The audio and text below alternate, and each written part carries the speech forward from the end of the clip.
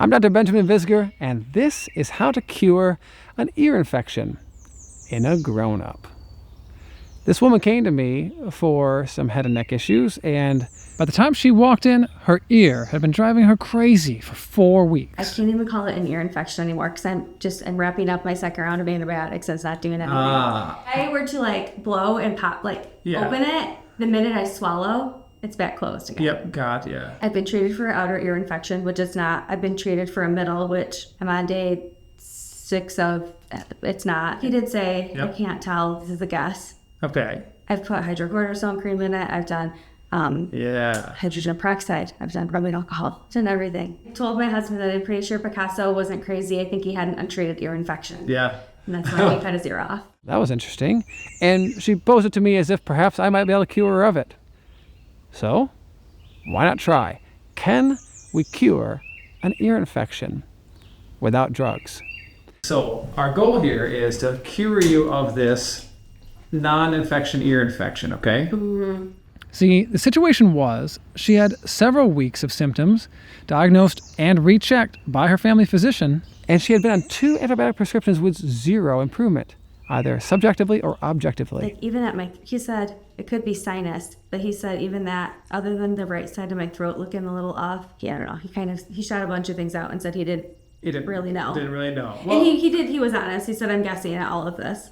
And she happens to be in my office today, so let's give it our best shot. It starts with a couple of questions. The first question is, how does an ear infection happen at all? The second question is, how does it happen in a grown-up? So this area here where it's crunching right behind your ear, right behind the jaw even, this can become an ear infection, but no, from everything you're saying, it's clearly not. And even if it were, antibiotics might kill the bacteria involved, but wouldn't be killing the cause. They wouldn't be curing the root cause of how an adult got infected anyway. How does any human get an ear infection? We generally think of ear infections in young children because the shape of their anatomy predisposes their eustachian tube. That's the tube that connects the throat to the inner ear. That's the tube that pops open when you're in an airplane or an elevator and you yawn or swallow. That is more horizontal in a young child and more vertical in an adult. So it allows, we think, more bacteria to come in to that area and have an easier time staying there. Hence, they can get infected. And then they're on antibiotics and they usually get rapidly better. Okay, that's how it generally happens. Well, how would it happen in an adult? This is very uncommon. And I would say to you, it must be to some degree the same mechanism involving the eustachian tube. After all, without a punctured eardrum, there is no other way into the middle ear. Now, why would it be dysfunctional? Now, whether or not the patient is the height of a young child is a different question, but she should have a patent and somewhat more vertical eustachian tube. So what would have changed? I don't have a good way to answer that. Perhaps some detailed MRI could show me something one day. All I knew is that she came to me with these symptoms and hoped I could help her of them. And I had a map of the anatomy in my mind thinking, if I were to cure it, this is what I'd look for. So the thing is, what you're going through is not particularly different than what a 2-year-old might go through who's having ear infection, except for you're not actually infected. So the symptom you're having is eustachian tube dysfunction. Well, that's your diagnosis. And the symptom you're feeling like itching in there is the irritation of it. You see, even though we have one advantage, it's very simple, the dysfunction being in the eustachian tube, we have a substantial disadvantage, and that means that is we can't reach it. We can't actually touch the eustachian tube unless I went all the way into her throat to find it, and that would be rather impolite and the last time I ever saw her. This is something where we had to work indirectly. So, as you can see, I began to target the anatomy that was most closely related to the eustachian tube. By releasing tension in those areas, my hope was to open a recently closed tube. So that leads into 2 questions, I think, as well. One is, how do I know that what I'm treating is related to her eustachian tube dysfunction, if she has one at all? And secondly, how do I know when it's actually better or if I made any difference? Well, the first one is pretty easy to answer.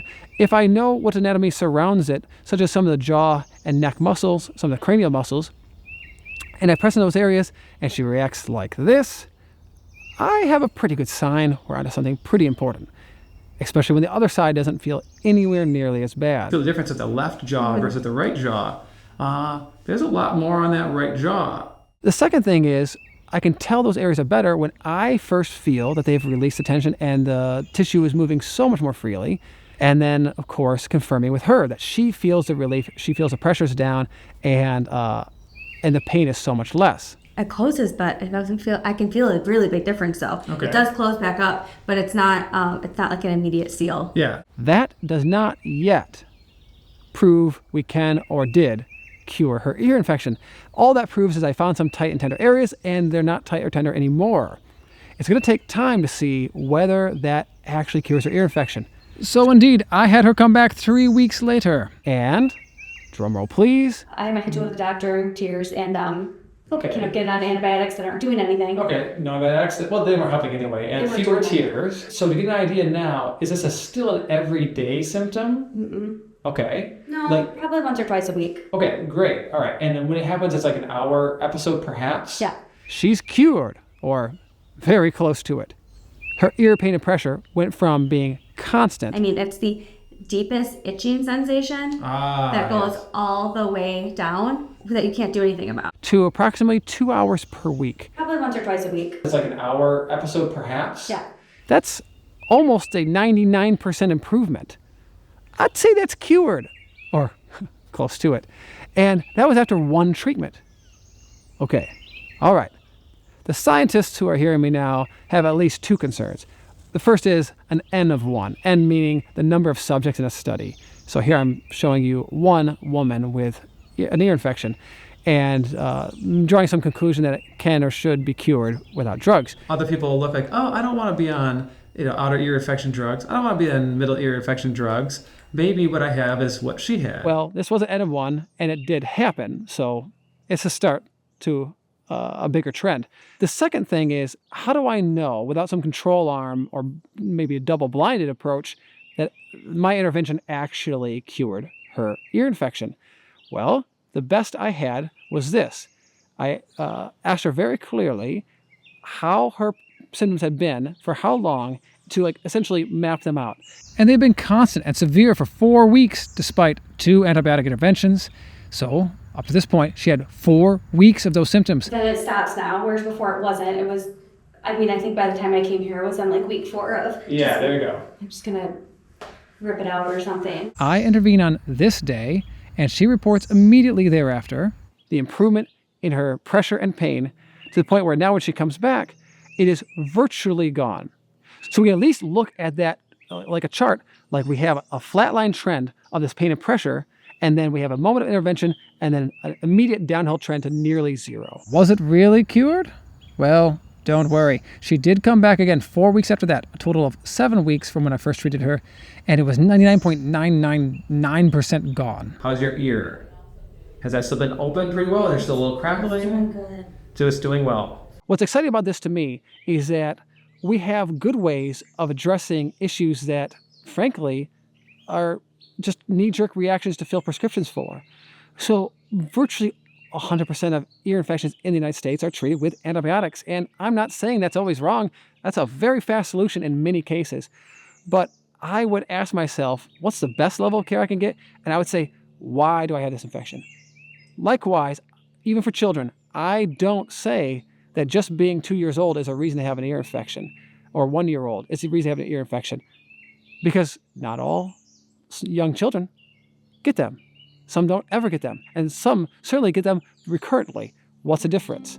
I suggest to you we have something more to look at.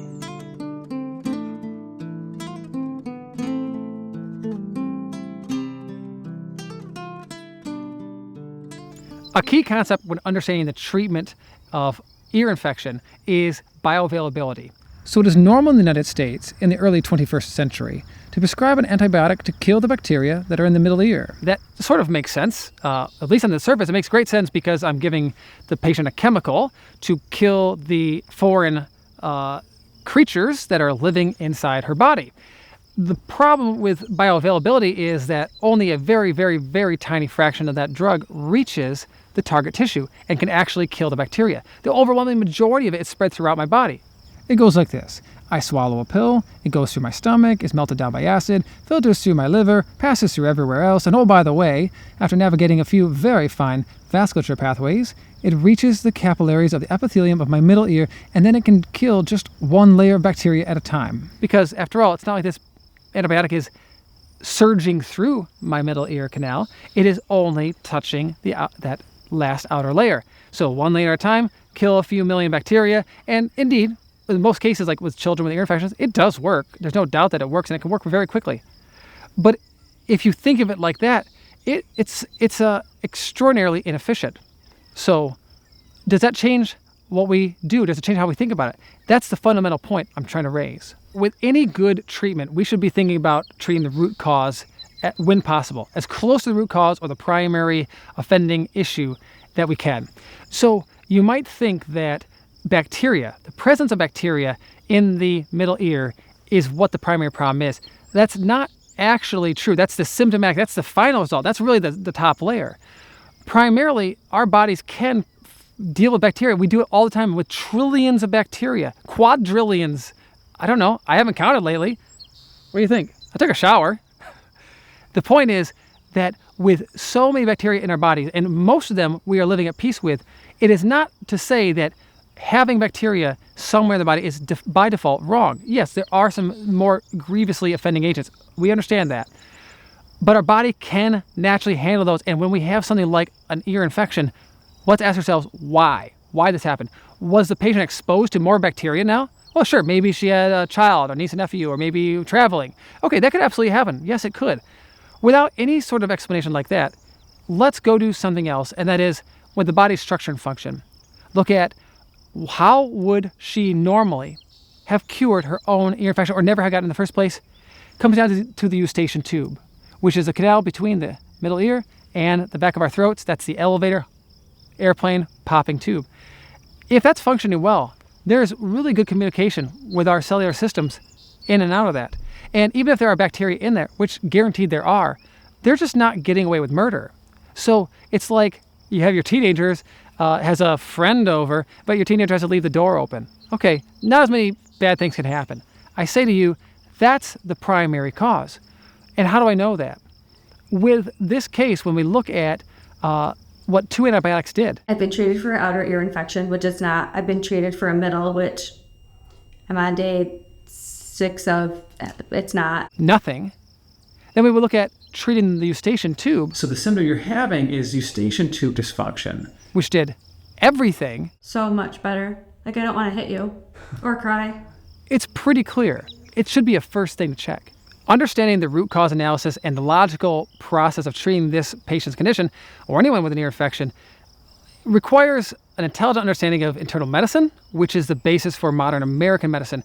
Internal medicine was a German approach to, a scientific approach to caring for humans back in the 19th century. This is back when arsenic, bloodletting, and leeches were still considered medical treatments. The Germans determined a way to draw out fluids of the body, study them analytically, like looking at the chemistry patterns, and then using that to reach a diagnosis. It was remarkably more accurate than anything we had before, and immediately we started adopting that. Well, what does that have to do with us now? What's the point of this history lesson, Doc? It's because we can't apply that same logic to cases like this. We can't. Our hands are tied. How do you get a sample of this woman's ear pus or fluid? Are you going to get a little microscopic pipe cleaner up her Eustachian tube and get a little sample there? You're going to puncture her eardrum and draw it out? We do not have a polite way of acquiring this information. Therefore, we have to operate with what we call clinical diagnosis. That means you match the symptoms to the signs that you have, you get as close as you can, and you act on that. And they didn't know. He did say, I can't tell, this is a guess. Did we even have to go that far? Did we even have to experiment with medicines? Did we even have to, or even if we could draw the fluid out, would that even lead to the right treatment? I'm challenging you to think that it might not. That fundamentally, freeing up her body's ability to heal from the condition she had would have resolved it, and did resolve it, better than the drugs did. And what if we just started that first line? What if we reached a clinical diagnosis? Let's say we still saw there was fluid behind the ear. It didn't matter if it was infected or not. There was fluid and she was symptomatic. What do we think? The Eustachian tube is dysfunctional. Either it's blocked or at least it's narrowed, it's slowed. Okay. And even if you have no idea what to do about that, Okay, let's think it through for a minute. What anatomy is around there? Well, it goes through the temporal bone, there's the jaw, the throat. It could only just take you about 4 seconds of intelligent thought, and you could already have some ideas about what you might be able to find or feel or fix that would then open that Eustachian tube. And the idea that we don't start with that, the idea that we just start with a medication, well, to me, that's troubling. On a large scale, I get why antibiotics are the go-to for ear infections. I understand that. They're fast, they're easy, they're cheap, and it requires almost no effort from the doctor or the patient. Boy, how do you beat that? That's such an easy sell. The difficulty is, though, that doesn't fix the root cause of the problem, and that problem can still come back. Think about how many young children have recurrent ear infections, end up getting surgery for that. Wait, is that okay with you? Do you accept that 3, 5, 10 rounds of antibiotics followed by ear tubes is a good result for your child or your patient? If you do, no thank you. Let's think. For my children, I have 4 children. All of them have had ear infections. None of them have had ear tubes, even the one that had recurrent ones. Why? Because mommy walked up to me, put the baby in my arm and said, "Daddy, my ear hurts." And I worked on it, and it always got better. Oh, there were a few times, actually, I was working way too much. And she threatened the pediatrician, and I couldn't get to the kid. She brought him in, and he got antibiotics, and he was better. Good. He survived. Everything got better. I get it. I understand it. Especially if you want to think about world health, like a public health topic. We can mass produce antibiotics and send them to millions of people in a way that seems much simpler, easier, cost-effective than teaching people how to actually treat this at the root cause. But I challenge you to think, is that actually the case? To manufacture these drugs and ship them overseas, or ship them to disadvantaged countries, and then we have to have a pharmacist and a physician and so on to manage all that. Is that actually cheaper? Is it actually better? Is it what we want? Is that the standard we want for ourselves, for our community, for the world? I say no. How hard would it be to teach patients, mothers, foreigners, teach millions how to directly relieve, even improve these things? I'm not saying they'd be as good as a physician like me performing it, or a physical therapist performing it, or so on, or a licensed massage therapist, but just self-care for the patient or for the parent or something. Isn't that pretty low-hanging fruit? Do you not trust the mother of your patient or the adult patient, like in this case, to be able to do a few basic things to herself or to her child safely? Okay, I think that's where it takes a little bit of courage to reach a really much better end result. And wouldn't it be great, and this is not way out there, wouldn't it be great to think that we could cure ear infections and just actually cure them by everyone understanding this so basically? It'd be like an afterthought. What if by the end of the 21st century, how about the middle of the 21st century, ear infections? Oh yeah, I already had one. Oh yeah, my kid had one. I already fixed it. Oh, I had one. I already fixed it. Why not? Like, can we just make that the new thing? I love the idea that this is something that's very accessible to people across the world. It can start with you and me right now. It can start with 1 billion people before long.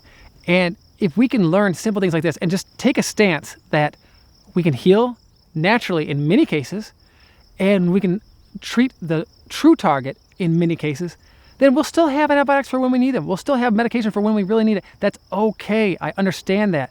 That just doesn't have to be our default, and that doesn't have to be the floor, and it doesn't have to be the ceiling. I'm Dr. Benjamin Visger, and I hope you join me with this case and many more to come in healing humankind.